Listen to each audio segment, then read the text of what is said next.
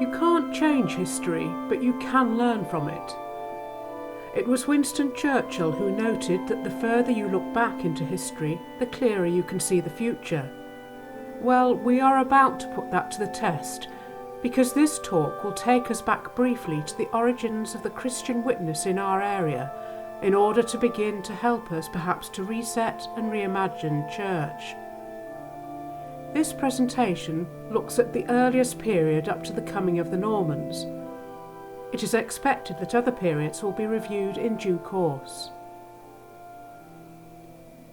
The map of 2018 shows clearly how the various settlements and infrastructure have grown and changed over time, drawing some people from the smaller hamlets in the past. It is worth reflecting on how and why each of these particular places have developed, especially since the Victorian era with the coming of the railways and, in more recent times, the improved roads and communication networks. In the 6th century, clearly the marsh was undrained and the water levels were generally higher, so that getting around the bay on foot or horse was longer and more difficult, and less use was made of the cross-bay routes used by the Romans and travellers since, as well as routes across the River Kent. Let's do a bit of deconstruction. It's important to try to get our heads round this to better understand what follows. For example, a survey by the British Geological Society in the 1980s shows that the sea level in the bay was considerably higher, as much as 8 to 10 feet higher in the 8th century, so it wasn't just the marsh as we know it, but further inland underwater. For example, if you are travelling to Heversham by the marsh lanes, you can spot a raised beach in front of Moss Side Farm, and can then understand that at that time what is now Heversham Hall, and where the suggestion is the Celtic monastic community was set up, was virtually islanded, and small shallow boats could get to within about 100 yards of it. You can apply that to other places along the shore. Recent flooding would give you some idea of the problems they encountered. We need to remember also that these small settlements and hamlets were very isolated from each other, and often the inhabitants didn't travel. That was their life for their 40 years or so. Or if circumstances like severe flooding forced them to move, they abandoned their place and went elsewhere to higher ground. If you plot many of the older settlements, including Neolithic, Iron Age and Bronze Age, you will see why they were there. Paradise Lane, Sizer Fell, Heversham Head and so on. Again, as an example of isolated communities, William Hutton, Vicar of Beetham, writing in the 18th century, described Storth and Arnside as small settlements, where they were wont to live by fishing and gathering cockles and mussels. They intermarried and had little communication with the other parts of the country, hence their dialect retains a greater number of Saxon words. Even in the early 20th century, a man who worked on a farm at Foulshaw wrote about its isolation from anywhere else, except for the rare visit to Kendal by horse and cart. Without getting carried away in this presentation, mention must be made here of the Roman road north from Lancaster, which many now believe crossed the River Keer near Wharton, then via Thrangen Bridge, the Yellens, Beetham, Beetham Bridge, on through Heversham, Leesgill, Levens Bridge, Sizer, and onwards with a spur to Watercrook Fort via Scroggs Lane.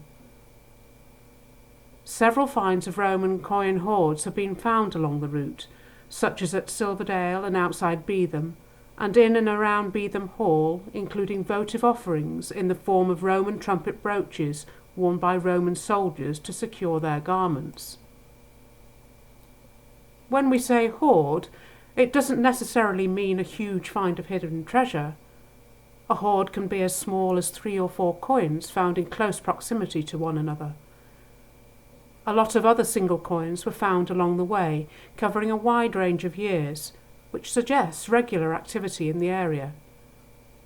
2 larger hoards have been found with more than 30 Roman coins in them, but they are copper and small denominations, suggesting a soldier's pay or similar. The late Professor David Schotter from Lancaster University, an expert in all things Roman in the northwest, was convinced of considerable Roman activity in and around Beetham. He supposed that Roman army veterans farmed at Beetham and other places on the best land. There is speculation, still under investigation, that a Roman fortlet existed at Beetham and that trading occurred between the Romans and the local population, with produce also being provided for the fort at Watercrook. Sadly, this slide provided by Google Earth isn't terribly sharp. The other sadness is that although this particular part of Beetham, down as far as the bridge, is an important part of the story, all of the early evidence is lost under the late Georgian and early Victorian grand houses. And if you've seen Temple Bank recently, it's still being developed. However, all is not lost. There are interesting possibilities around there, including on the mains, even if access is currently restricted. There are other artefacts from Levens Park, Sizer, and in Scroggs Wood itself. LiDAR imagery is revealing more interesting stuff along the way yet to be explored. In talking to a farmer at Mabin Hall, Leesgill, he reckoned it was common knowledge about the Roman road going past, and he even had bits and pieces at home which someone had unearthed using a metal detector. It appears that Romans didn't like getting wet feet. Hence the significance of the bridges as strategic points, meeting points of several routes, and so on. And of course, more seriously, they needed to get around, including across the bay from places like Bolton le Sands into Furness via Cartmel, where a huge hoard of Roman coins was unearthed by workmen in the late 19th century. And there's plenty more on that subject, but let James Stockdale, writing in 1872, have the last word for now, and then we must move on. Stockdale writes how Agricola, the Roman general, in his second campaign, contended with the bravest and most powerful of the British tribes, the Brigantes, and drove them through their thick woods and morasses till at length he reached the southern shores of the great Bay of Morecambe, and, having with difficulty passed over the then low-lying sandbanks and quicksands of the estuary, for the first time led the Roman legions into Cartmel.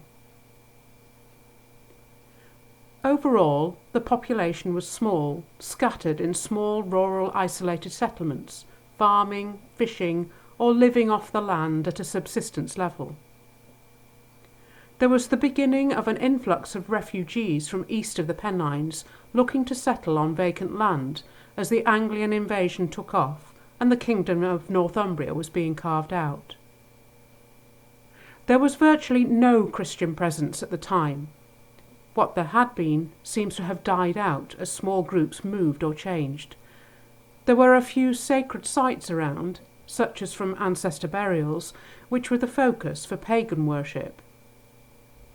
Meanwhile, Christianity, especially monasticism, was thriving in Ireland. One of the features of Celtic Christianity was the discipline of peregrinate, seeking martyrdom either at home or launching out in faith to where God took them, and ready to move as the Spirit led.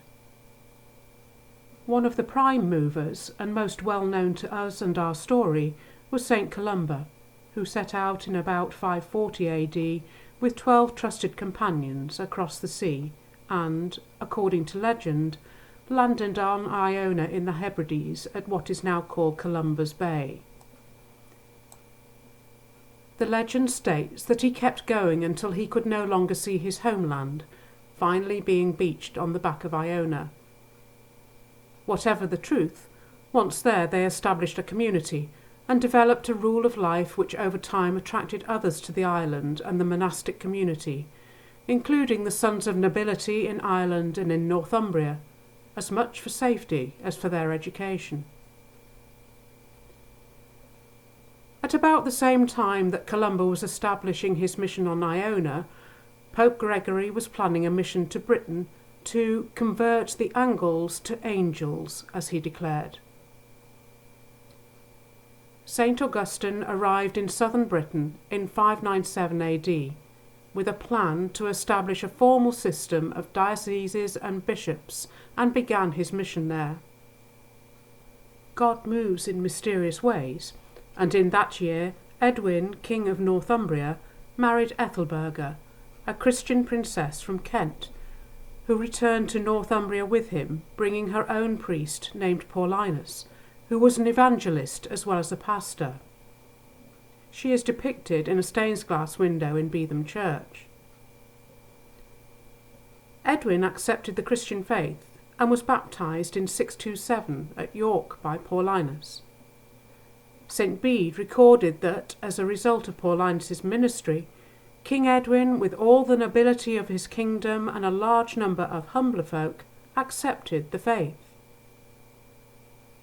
The death of Edwin in battle and the consequent ravishing of Northumbria seemed to be a major setback for the Church, but within a year Oswald had overcome Cadwalla at Heavenfield and was made king in 635. He then set about converting his restless kingdom to Christianity, and, like Edwin, being an old boy of Iona, he sent there, requesting a bishop and a team to come to work in Northumbria. It does not seem irreverent to talk about a process, because it is important to note that change doesn't happen overnight. Oswald made the decision, and then the process was begun, and was thereafter subject to outside pressures and unforeseen future events which could enhance or delay the working out of that initial decision. This is where the mission to our own area begins, but let us first spend a few minutes looking at a significant encounter before the mission of St. Aidan began in earnest. It's a very telling story. When Oswald made his request to Iona, the abbot and the chapter decided that the best qualified and experienced monk to lead the mission was Corman, who was mature in the faith and enthusiastic. They laid hands on him and sent him off with his team to Northumbria. His mission was a spectacular failure, and very soon he was back at Iona meeting with the chapter and complaining that the people over there were ignorant, uncouth, incapable of receiving the gospel. In short, a waste of space. Young Aidan dared to speak up and gently suggested that perhaps Corman had tried to give them meat when he should have given them something softer first. Echoes of St. Paul, of course. Aidan's reward was to be ordained, blessed, and sent off to Northumbria. There's an important lesson there, if you like, step 1 of how not to evangelise. Bede recorded that following the appointment of Aidan to the see of Lindisfarne in 635 AD, henceforth many Irishmen arrived day by day in Britain and proclaimed the word of God with great devotion in all the provinces under Oswald's rule. He also noted that most of those who came to preach were monks. Some of the monks came first to establish their simple monasteries as spiritual powerhouses and bases for their mission further afield. Others felt called to the monastic life itself. For example, they set up a monastic community in the old Roman fort areas of Lancaster, having first claimed and spiritually cleansed the headland at Heysham from the Druids, to set up their own Christian community there dedicated to St. Patrick. Also at Heversham, and across the bay near to Kirkhead. Clearly these monastic communities began to attract others, and there was growth and outreach. However, they weren't just reactive, they were very much proactive, and sent out monks to evangelise among other hamlets and settlements, and it's here where we begin to understand what Celtic Christian evangelism was all about. They employed the Jesus principle of going out in pairs for mutual support and encouragement. They became a familiar sight on the road, and where they stopped, such as at their crosses, people gathered to listen to them. From their monasteries they began to minister at all the key places where people gathered. For example, at Bolton-le-Sands they set up a simple cross and then a chantry to offer hospitality and prayer for safe travel across the sands.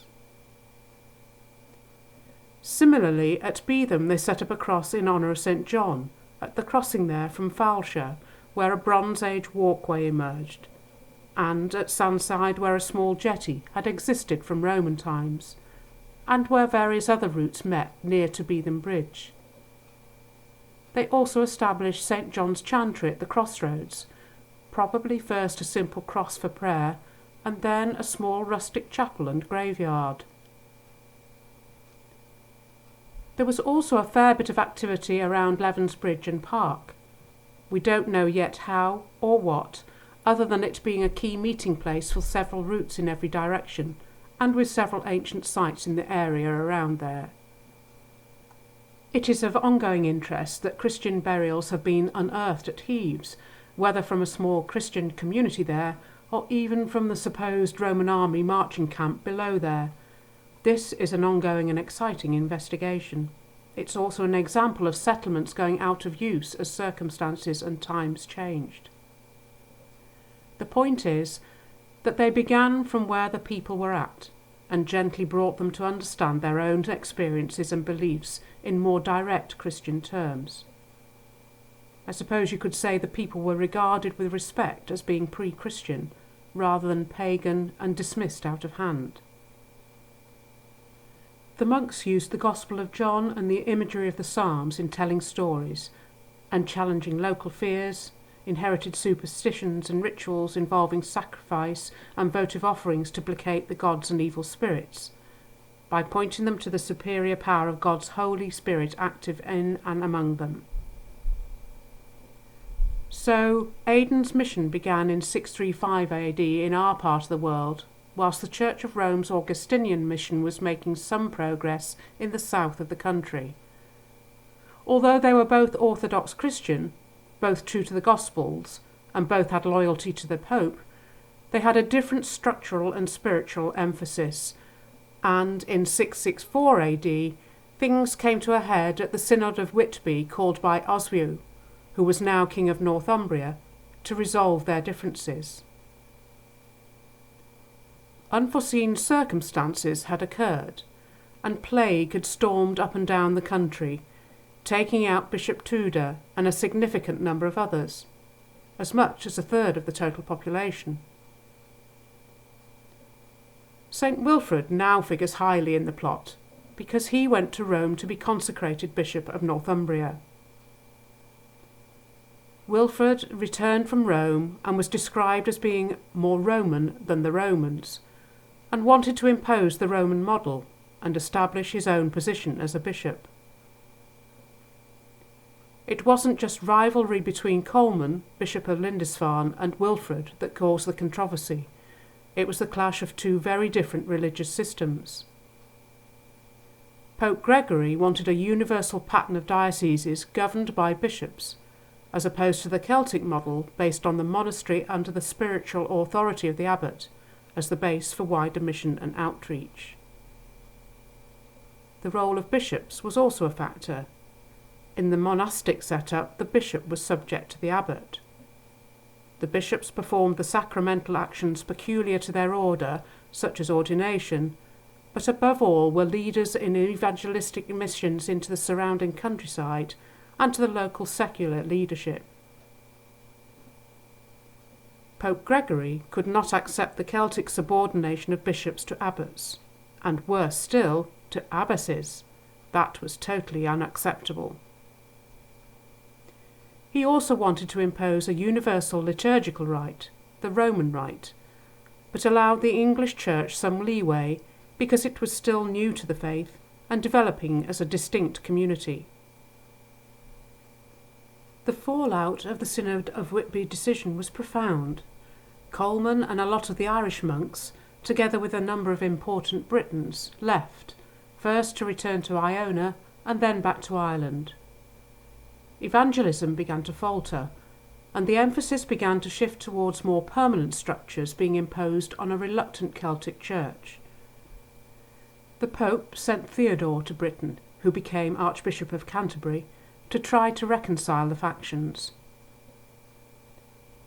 One positive development was that he gave permission for those new settlements without their own churches, however crude and rustic, to worship outside, perhaps round a standing cross or in a defined area. The downside was that Wilfrid began to build grander churches in some places, stone constructions built on a larger scale, with priests using the Roman rite delivered in Latin. The emphasis shifted towards building grander and richer churches to the glory of God, whereas the Celtic church had no interest in a fixed building. This area, Cuthbert's land, was seen as a problem because many of the Britons were regarded as obstinate and reluctant to change. Even St. Bede noted this and said that whilst the rest of the church had moved on, we hadn't, and largely stuck to the old Celtic ways. There's something there about local identity and the importance of heritage, and not wanting an alien system imposed by outsiders. Bill Rollinson, writing in the 1980s about this, suggested that despite kingdoms rising and falling, the distance from absent landowners and being a remote and rather wild area meant the locals carried on with their way of life largely as before for almost 200 years, until the next lot of invaders came to our part of the world. So what about our immediate area? Probably the St. John's Chapel at Beetham would be a focus for worship and prayer, although when it was built in stone is not yet clear. We know that among all the bones that were uncovered, there were a number of Christian burials. Heversham Monastery became a minster at the very beginning of the 8th century, the only one in a huge area of Westmoreland. We now know that it was linked directly to the bishops of Lindisfarne, and perhaps its abbot had oversight of Cartmel monastic community and other small communities. It also attracted a small village around itself. It was now officially, although it didn't change overnight as we've seen, becoming a Benedictine monastic community, and began to gain further wealth and benefactors in line with its status. The minster, under Benedictine rule, was almost a closed community, retreating from the world as was required. They withdrew from any evangelistic activity or even local pastoral care, but they were still required to bury the dead, not at the monastery but at a designated place. And this is where the Heversham Cross comes into play, and possibly a later small stone church. In those days, ground was consecrated not by the bishop or special prayers, but by the burial of the dead, so the cross was probably a grave marker in memory of some significant person. Other burials would take place there too, and it also became a place where people gathered for worship, led by a monk from the monastery. The building would come later. So let us now fast forward to the middle of the 9th century, when Viking raids were violent and destructive, both on Iona and also on Lindisfarne, where the monks themselves were slaughtered and the monasteries sacked and destroyed. There were some Viking pirate raids on the west coast of what we now call Cumbria, as we move into the 10th century. At Heversham, the abbot Tilred, fearing for his own safety and that of his monks, and wealth, fled east with at least one high-status local landowner, and much of the area was left desolate. Yes, possibly some of the invaders were violent, but this was also the beginning of a new influx of Irish Norse refugees escaping from the violence in Ireland. Some looked to settle here, but most moved further inland up into the fells and valleys, where they could farm and raise sheep in safety, and to a point integrate with the local population, such as migration up the Lythe Valley to places like Crosthwaite. Some were already Christians and rebuilt some of the small single-cell chapels or built others. For example, at Crosswaite they found a standing cross and then built a small chapel. Their practices were a hybrid of Celtic and Roman rites, catering for a mixed local community. It seems from the records that our area was more neglected than at first thought, so resettlement and integration would be a long process among a relatively small overall population. However, in the late 10th century, as things became a little more stable, there was a resurgence of interest in monasticism and a beginning of restoration. Possibly this was the time when a Benedictine cell dedicated to St. Leoba was set up at Beetham and the large stone cross erected in the churchyard, or it could have been earlier, linked to and overseen by Heversham. That would certainly see the end of St. John's Chapel. We don't know the fate of Heversham Minster, but it is likely that a significant Norse incomer took up residence in what is now the Hall. We have an Old Norse name for Heversham, Jugfus Farmstead. He was also referred to as the Wild Boar in Old English. And the lands around would continue to be farmed. It is possible that a small stone single-cell church was built on the site about the same time, or was it already there? Certainly burials would continue. We know that sometimes the Norse built a goddess hus of timber balks in existing graveyards, where there was a standing cross, and continued to bury their dead in the kirkja. The areas later known as Lonsdale, Kendal, Cartmel and Furness were all included in the King's Land in Yorvikshire, now Yorkshire, and prior to the Norman conquest in 1066 had belonged to Earl Tostig, the rebellious brother of King Harold. He had been defeated at the Battle of Stamford Bridge in that year. Within 5 years, this northern area had suffered 2 invasions, first by the English enemies of Tostig, and then in 1069, when the Normans harried the north. A local author noted that between 1066 and 1087, large tracts of land were depopulated and much of the country laid waste and uncultivated. Some of the smaller Anglian chapels would have suffered the same fate.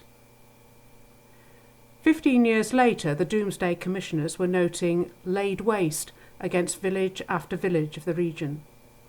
Locally, the Domesday entries for Beetham, Borwick, Farleton, Heversham Head, Hincaster, Levens, Preston Richard, Yellan Conyers and Yellan Redmayne showed that no population figures were recorded. The coming of the Normans signals a huge shift not only in church building but in the organisation of the church itself. Lands and their inhabitants were distributed to Norman favourites like Ivo de Tablois, who gave both Beetham and Heversham churches and part of their lands to the newly created Benedictine monastery of St Mary at York. We are told that William the Conqueror introduced a total reorganisation of the English Church. He had secured the Pope's blessing for his invasion by promising to reform the irregularities of the Anglo-Saxon Church, which had developed its own distinctive customs. Within a decade, almost all of the bishops and abbots had lost their positions to the Normans. William's reforms were almost as much an instrument of conquest as his knights and castles. Certainly the rebuilding and enlarging of the churches at Heversham and Beetham would make a statement, because the sparse population didn't warrant it. We need to remember that the Benedictine practice of claiming spiritual authority over former Anglian churches was a common practice, one reason why there are so few examples or remains of Anglian architecture in our churches. They literally built over former structures on a strict east-west orientation, a bit like rewriting history. Their authority of the area was thus established for all to see in the rebuild and what happened within their walls. Note that this was the time when both of these churches were rebuilt in stone on a grander scale. as much as a statement of presence and control as of anything else. But they were now established as mother churches of very large geographical areas, or benefices, where any surviving local chapels were under the authority and accountable to the mother church, which was required to provide priestly ministry.